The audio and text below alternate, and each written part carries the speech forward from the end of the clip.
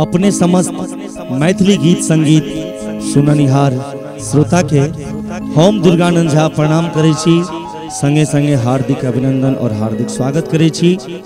एखन Shri Durga music studio के YouTube channel से हम ई लाइव वीडियो लऽ उपस्थित छी अहाँ सबके सामने। और हमरा संगे नाल पर छथि आदरणीय हमर पिताजी श्री भगवान बाबू झा जी, और ऑर्गन पर छथि श्री नारायण झा जी, और पैड पर छथि सकल जी। संगे संगे कैमरा और एडिटिंग और रिकॉर्डिस्ट जे बुझियो हमरा स्टूडियो के गौतम जी, डीजे गौतम जी से फेमस छथि, सुपौल निवासी डुबरी निवासी गौतम जी। और एक आग्रह करब जे अगर हमर ई वीडियो अहाँ सबके नीक लागे, भजन नीक लागे, तो हमर चैनल के सब्सक्राइब करबे और घंटी के निशान के जरूर देबे और शेयर करबे। आओ ई काली मैया के भजन अहाँ सबके समक्ष लऽ के उपस्थित छी। काली कोना का गढ़लो हमर भोथ कपार गे, जियब भेल बेकार गे माँ। काली कोना का गढ़लो हमर भोथ कपार गे, जियब भेल बेकार गे माँ, जियब भेल बेकार गे माँ। काली कोना का गढ़लो हमर भोथ कपार गे, जियब भेल बेकार गे माँ, जियब भेल बेकार गे माँ।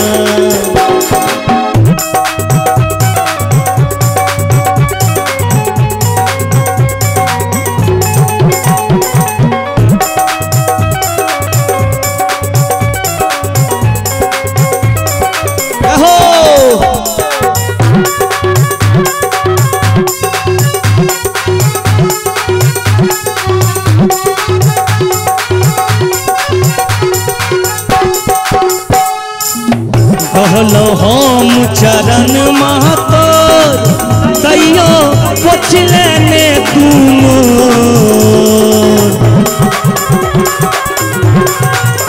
कहलो हम चरण महतोर, तैयो पुछले ने तुम।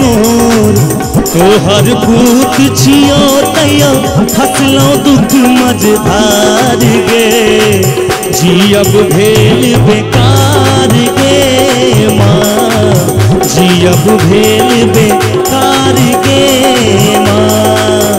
काली कोना का लिखलो हमर भोथ कपार गे, जियब भेल बेकार गे माँ, जियब भेल बेकार गे माँ।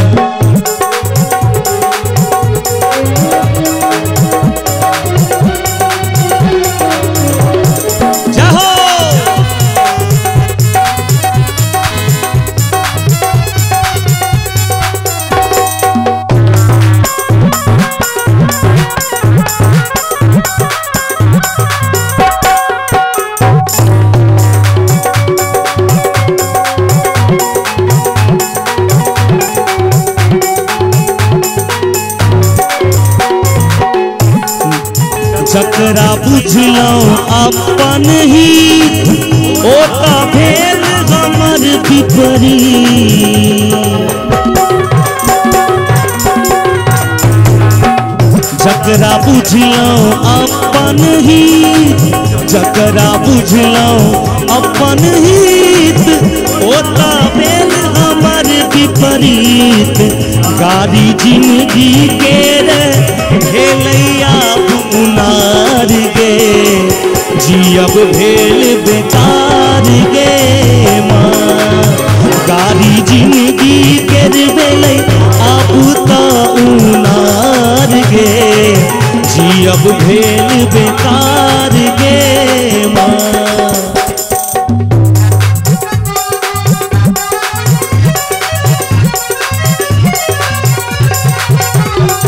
जय हो।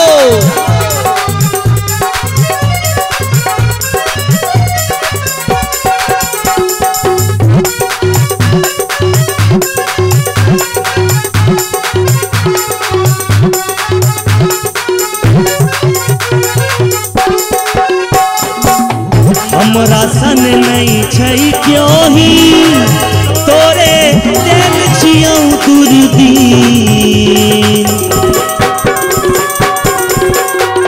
हमरा सन नहीं छै क्यों ही तोरे देल छियौ दूरबीन हमरा सन नहीं छै क्यों ही तोरे देल छियौ दूरबीन जननी भक दूगे जननी भक नहीं तू सुन ले करुण पुकार गे जीवन भेल बेकार गे माँ जीवन भेल बेकार गे माँ काली को न लिखलो काली को न लिखलो हमर भोथ खबर गे जियब भेल बेकार गे माँ जियब भेल बेकार गे माँ काली को न लिखलो हमर भोथ